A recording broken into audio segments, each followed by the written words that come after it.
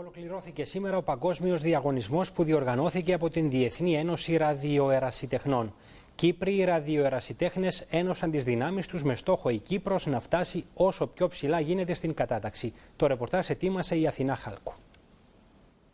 Είναι ο ραδιοερασιτεχνισμός. Μια πραγματικά συναρπαστική και ενδιαφέρουσα ασχολία. Ο ραδιοερασιτεχνισμός είναι μια ενασχόληση με την οποία μπορείς να χρησιμοποιήσεις ασύρματο για να επικοινωνήσεις σε όλα τα μήκη και πλάτη της γης, καμιά φορά ακόμη και παραπέρα, αφού μπορεί κανείς να επικοινωνήσει και με το Διεθνή Διαστημικό Σταθμό. Η επικοινωνία επιτυγχάνεται με τη φωνή, με σήματα Morse, καθώς και με τη βοήθεια ηλεκτρονικών υπολογιστών.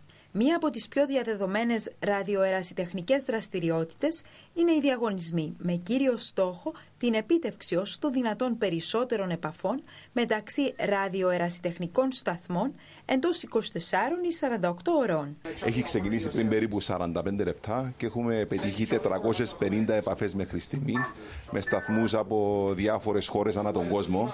Σκοπεύουμε μέσα σε 24 ώρες να πετύχουμε γύρω στις 16.000 επαφές. Επιστρατεύθηκαν οι καλύτεροι χειριστές και οι καλύτεροι ραδιοερασιτεχνικοί σταθμοί της Κύπρου.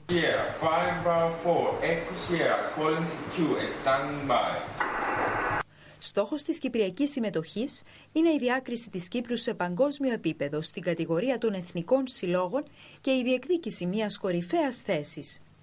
6.000 ραδιοερασιτέχνες και η μάχη για την πρώτη θέση αναμένεται να κριθεί στις λεπτομέρειες.